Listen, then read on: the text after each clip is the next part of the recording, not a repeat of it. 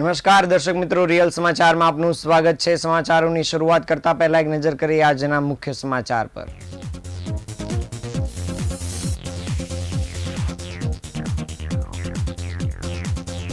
આગામી 21મી જાન્યુઆરીથી સુરત ડાયમંડ બુર્સ શરૂ થશે। વેપારીઓ દ્વારા મેદરપુરા અને મિની બજારની ઓફિસો બુર્સમાં સુરત પોલીસની માનવીય પહેલ, આપઘાત નિવારણ માટે ખાસ હેલ્પલાઇન શરૂ કરાઈ।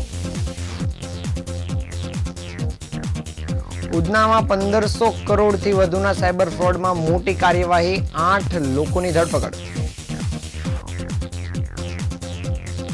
સુરતના મજુરા ગેટ બ્રિજ પર મેટ્રો કોન્ટ્રાક્ટરની બેદરકારીથી અકસ્માત, 2 યુવાનો ઇજાગ્રસ્ત થયા। કાપોદ્રા વિસ્તારમાંથી થયેલા પતિ પત્નીના અપહરણમાં 7 આરોપીઓ ઝડપાયા। સુરતમાં ભાડુઆતનું રજીસ્ટ્રેશન ન કરાવાતા મુશ્કેલી, 15 મકાન માલિકને પોલીસનું તેડું।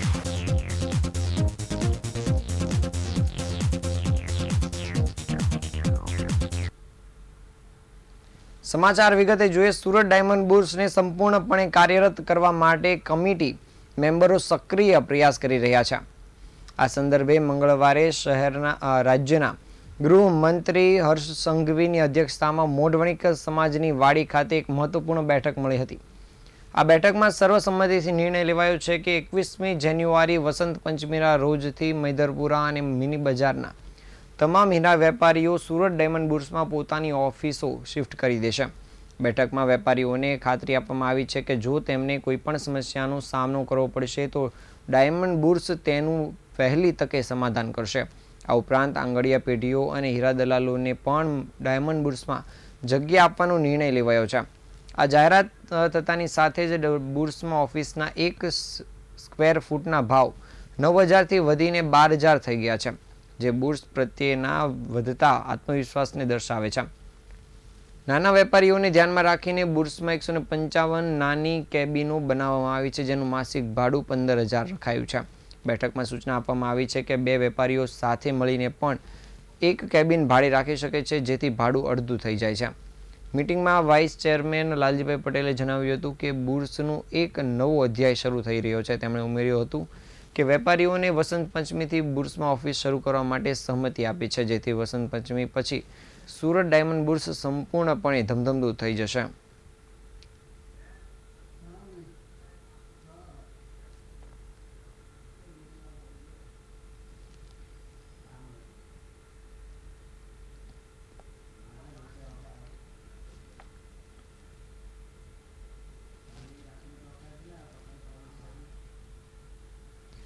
માનસિક તણાવ અને આત્મહત્યાના વધતા કેસોને ધ્યાનમાં રાખીને સુરત પોલીસ દ્વારા એક નવી માનવીય પહેલ શરૂ કરવામાં આવી છે। આપઘાત જેવી ગંભીર ઘટનાને અટકાવવાના ઉદ્દેશથી સુરત પોલીસ દ્વારા વિશેષ આપઘાત નિવારણ હેલ્પલાઇન શરૂ કરવામાં આવી છે।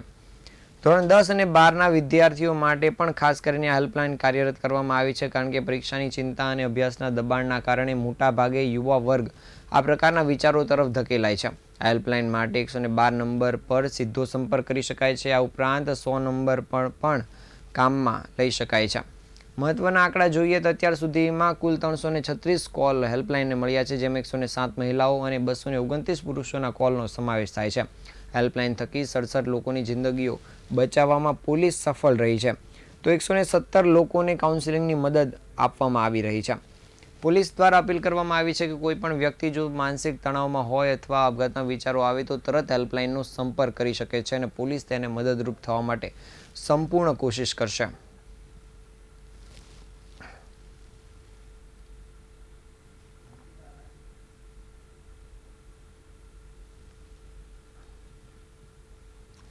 ગુજરાતના સૌથી મોટા ઇન્ટરનેશનલ લેવલના રૂપિયા 1550 કરોડના ઓનલાઈન છેતરપિંડીના રેકેટમાં ઉધના પોલીસે મોટી કાર્યવાહી કરી છે। આ પ્રકરણમાં આરબીએલ બેંકના ડેપ્યુટી મેનેજમેન્ટ હેડ એરિયા અને 5 રિલેશનશિપ ઓફિસર સહિત કુલ 8 લોકોની ધરપકડ કરવામાં આવી છે। આ 8 આરોપીઓમાંથી એક મહિલા રિસેપ્શનિસ્ટનો પણ સમાવેશ થાય છે। અગાઉ ઉધના પોલીસે 1 કરોડ રૂપિયાના રેકેટનો પર્દાફાશ કર્યો હતો અને આ સાયબર છેતરપિંડી વિદેશમાંથી ખાસ કરીને ક્યુબા, થાઇલેન્ડ અને મલેશિયાથી ઓપરેટ થતી હતી. છેલ્લા 6 મહિનામાં રેકેટ દ્વારા 165 કરંટ બેંક એકાઉન્ટનો ઉપયોગ કરીને અંદાજે ₹1500 કરોડના ટ્રાન્ઝેક્શન કરવામાં આવ્યા હતા. આ રેકેટના મુખ્ય સૂત્રધારમાં કિરાત જાદવાણી, તેની બહેન વૃંદા અને દિવ્યેશ ચક્રાણીનો સમાવેશ થાય છે. કિરાત જાદવાણી પોલીસની પકડમાં છે, જ્યારે દિવ્યેશ અને વૃંદા દુબઈ ભાગી ગયા હોવાનું પણ જાણવા મળ્યું છે. આ સમગ્ર ઘટના 27 મેના રોજ વાહન ચેકિંગ દરમિયાન ઉધના પોલીસે 2 શખ્સોને પકડી પાડતા સામે આવી હતી અને અત્યાર સુધીમાં આ ગુનામાં ઉધના પોલીસે સૂત્રધાર કિરાત જાદવાણી, મિત ખોખર અને તેના સંબંધી મામા ઇટાલિયાની ધરપકડ કરી છે. હાલ પોલીસે આ ધરપકડમાં કુલ અત્યાર સુધીમાં 11 આરોપીઓની ધરપકડ કરીને આગળની કાર્યવાહી શરૂ કરી છે.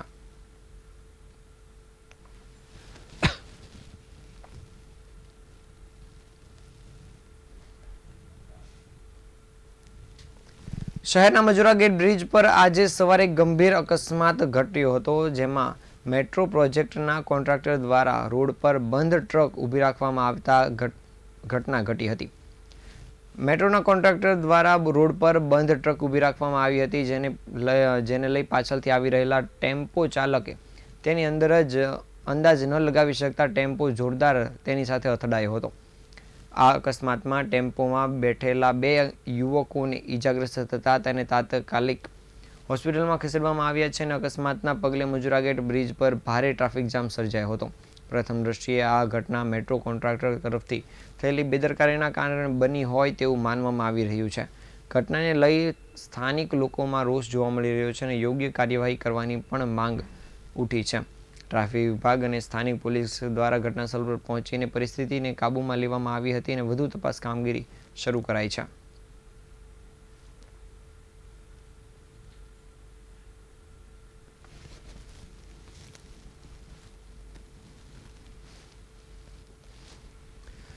કાપોદ્રા વિસ્તારમાં થયેલ પતિ-પત્નીના અપહરણની ઘટનામાં સુરત પોલીસે સફળતા હાંસલ કરી છે. પોલીસે સમય સૂચકતા મુજબ કાર્યવાહી કરતા બંને અપહરણ થતા પીડિતોને સુરક્ષિત રીતે બચાવી લેવામાં આવ્યા છે અને 7 આરોપીઓની ધરપકડ કરવામાં આવી છે. આ મામલે આશરે 7 મહિના પહેલા થયેલા પ્રેમ લગ્ન સાથે સંકળાયેલો છે અને કાપોદ્રા રવિ પાર્ક સોસાયટીમાં રહેતા યુવક-યુવતીને ઈચ્છાપૂર્વક લગ્ન કર્યા હતા અને યુવતીના પિતા તેમના લગ્નથી અસંતુષ્ટ હતા અને અન્ય સહાયકો સાથે મળીને દીકરી તથા જમાઈનું અપહરણ કર્યું હતું. મળતી માહિતી મુજબ બંનેને મારી કારમાં બેસાડીને પંચમહાલ તરફ લઈ ગયા હતા અને કાપોદ્રા પોલીસે ઘટનાની ગંભીરતાને ધ્યાનમાં લઈને તરત તપાસ કામગીરી શરૂ કરી હતી. સીસીટીવી ફૂટેજ અને મોબાઈલ લોકેશનના આધારે પોલીસ પંચમહાલ સુધી પહોંચી હતી અને પોલીસે કાર્યવાહી કરીને બંને પીડિતોને મુક્ત કરાવ્યા હતા અને અપહરણમાં સંડોવાયેલા તમામ 7 આરોપીઓને ઝડપીને ધરપકડ કરી હતી. કાપોદ્રા પોલીસે આરોપીઓ સામે કાયદેસરની કાર્યવાહી હાથ ધરી છે અને તથા ઘટનાનું રિકન્સ્ટ્રક્શન પણ કરવામાં આવ્યું છે. આ સમગ્ર કેસ કાનૂની અને સામાજિક દ્રષ્ટિએ ગંભીર છે અને પ્રેમ લગ્ન સામે થઈ રહેલા દબાણનું વધુ એક ઉદાહરણ છે. હાલ પોલીસે આ આરોપીની ધરપકડ કરવાની સાથે આગળની કામગીરી પણ શરૂ કરી છે.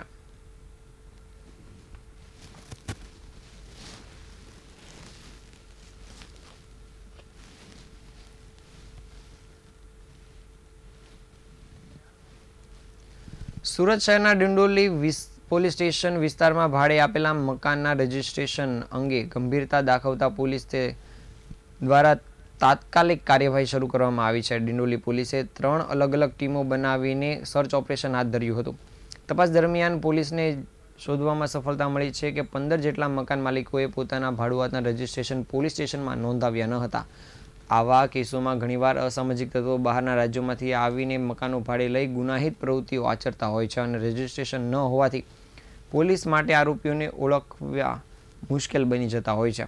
વિશેષ રૂપે સુરતના સચિન વિસ્તારમાં બનેલી લૂંટ અને હત્યાની ઘટનામાં આરોપીઓને ભાડે મકાન લઈને ગુના અંજામ આપ્યો હોવાનું પણ સામે આવ્યું છે, પરંતુ મકાન માલિકે તેની ઓળખ અને આધાર પુરાવાનું રજીસ્ટ્રેશન કરાવ્યું ન હોવાથી આરોપીઓ ઝડપાઈ શક્યા ન હતા. આ ઘટના બાદ પોલીસ સતર્ક બની છે અને હવે આ પ્રકારની બેદરકારી ન બને તે માટે મકાન માલિકો વિરુદ્ધ કડક પગલાં ભરવાનું શરૂ કરવામાં આવ્યું છે.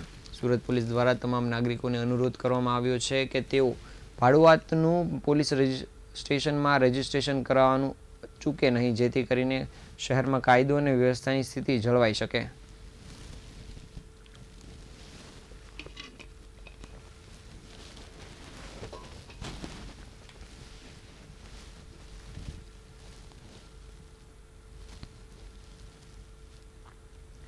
સુરત શહેરમાં અમરોલીનું હેપી ફોરએવર ગ્રુપના ઓનર વિકી કંથારિયા અને 99 શોપિંગ સેન્ટર કમિટી દ્વારા દર વર્ષની જેમ આ વર્ષે પણ 15મી ઓગસ્ટ નિમિત્તે સાંસ્કૃતિક તેમજ દેશભક્તિ કાર્યક્રમનું આયોજન કરવામાં આવ્યું હતું, જેનો મુખ્ય ઉદ્દેશ લોકોમાં રહેલ ટેલેન્ટ બહાર લાવી શકે અને તેને એક સ્ટેજ મળી શકે તે હતો.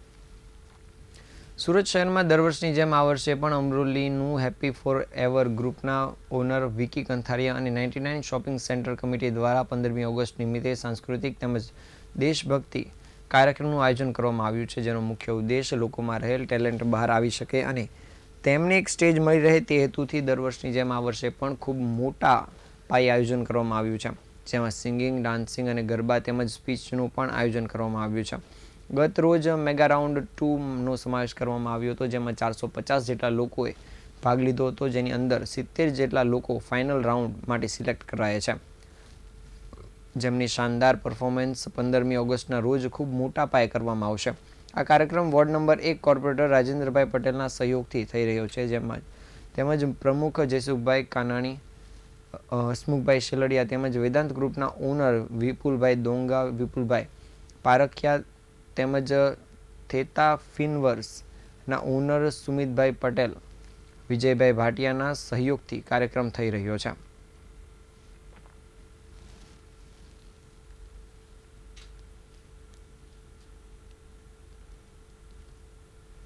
વિકી કંથારિયા છે.